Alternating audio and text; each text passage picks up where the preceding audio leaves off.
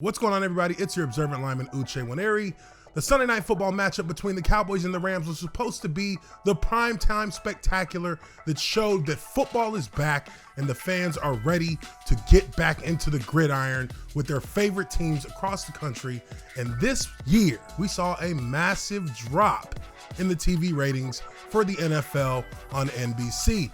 Now, this is kind of to be expected with all of the things that are going on with the outward protests and political banter that's been infused into the game.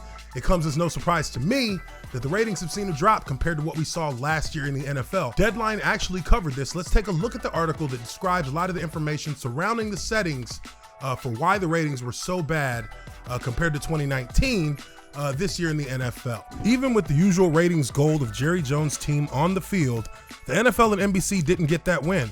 At least not in the early numbers. Despite two teams with big national followings, Sunday Night Football snared a 4.7 in early ratings among adults, 18 to 49, and 14.8 million viewers last night. In numbers certain to change, that's a fall of 28% in the demo and a hard decline of 23% in sets of eyeballs from early numbers of the September 8th, 2019 SNF season debut. While the early Nielsen data lacks West Coast numbers, kind of important when you have a team from the Los Angeles market in the mix, as a result is going to be a hard pill to swallow for the NFL and NBC. To add further context, last year's opener, a 33-3 pummeling of the Pittsburgh Steelers by then reigning Super Bowl champs, the New England Patriots, went on to pull in an audience of 22.2 million on NBC, which was pretty much even with SNF's 2018 season premiere. That 2019 figure inched up to 22.7 when digital platform viewing was added in. At this point, last night's SNF is down nearly 10% in both the key demo and in viewers from the early results of the Kansas City Chiefs win over the Houston Texans in the league's season opener Thursday night. Double down digits from its 2019 equivalent, that primetime game at Arrowhead Stadium did have a scattering of fans, just over 17,000 in a venue built for more than 76,000, and strong social justice and anti-racism messages from the league and players, which was tragically booed by said fans. And what may be indicative of where the Roger Goodell-led NFL is already drifting, last night's SNF was much more subdued in its stance over such issues and saw only a few players take a knee during the national anthem. So as you can see, there is a palpable and measurable effect that politics in the game has caused when it comes to the ratings. Now, nobody's denying that was definitely going to be a possibility before this was all said and done, but this is certainly not something that I would think the NFL was necessarily expecting in terms of a 20% drop in the early numbers. So with that being said, there are a number of different variables that we really do have to understand when it comes to how these ratings are really looked at. Like they said in the article, the West Coast hasn't been counted yet. So that really is a factor that we have to wait to see how it plays out in order to really understand how the numbers really fell. But again, when politics is infused into the sport, it can only cause to divide the fan base. And the fan base is divided right now, make no doubt.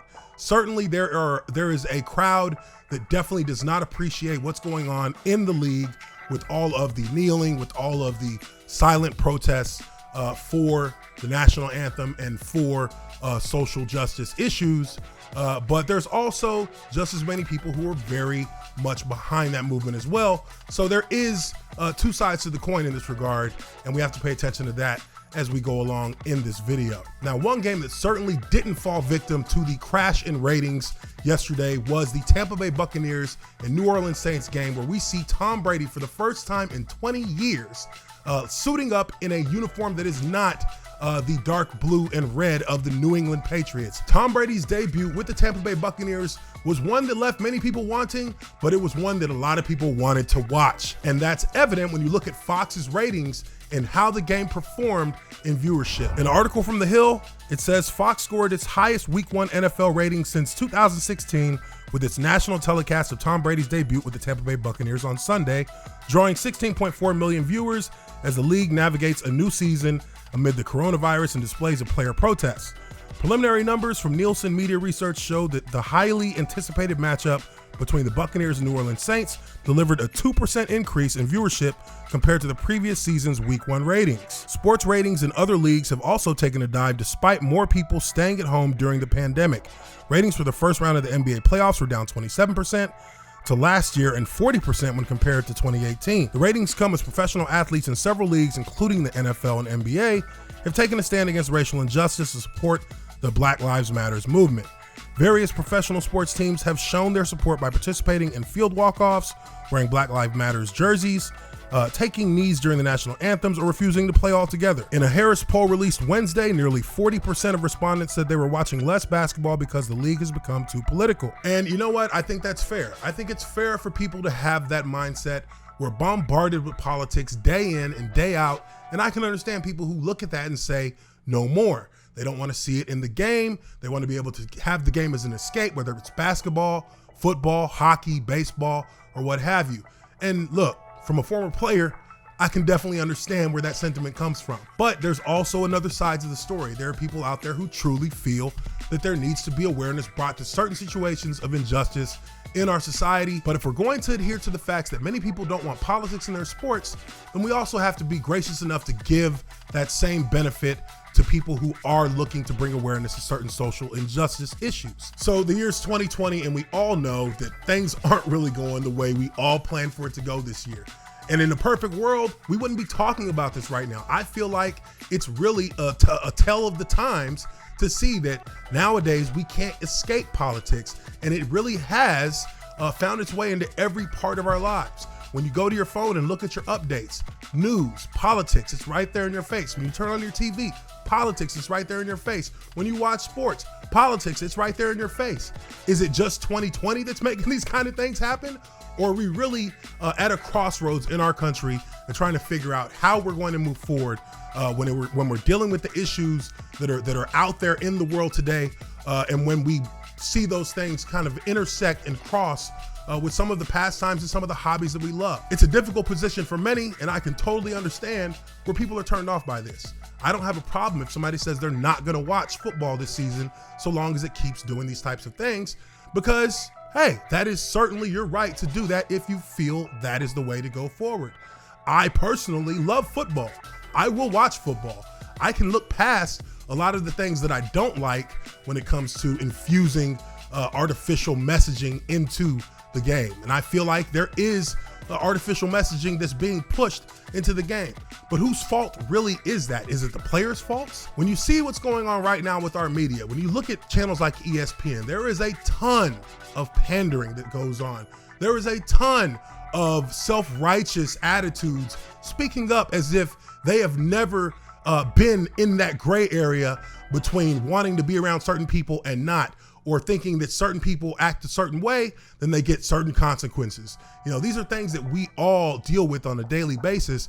But when we see it on TV, how people like Stephen A. Smith pander unbelievably without relent and really without any real justification outside of just talking points to back up what it is he's trying to say, there really does become an inclination to just hit the off button on your remote control. But also, there seems to be a little bit of a pushback on this entire notion of the sports media pandering.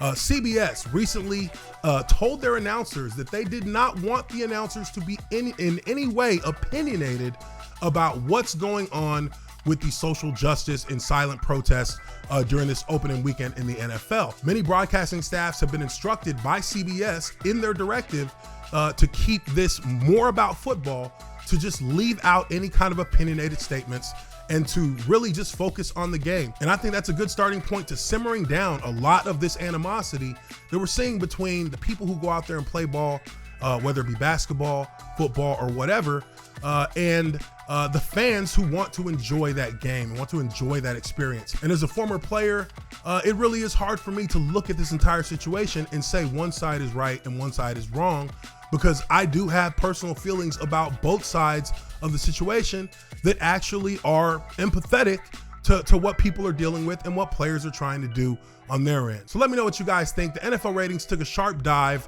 over this kickoff weekend, and really that has many variables that can be attributed to it.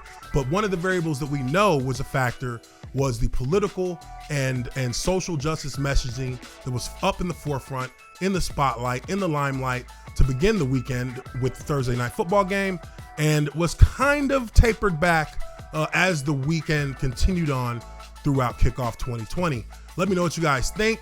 I'm your observer lineman, Uche Nwaneri, and I appreciate you guys very much for checking out this video. And I'll catch you all on the next one. Peace.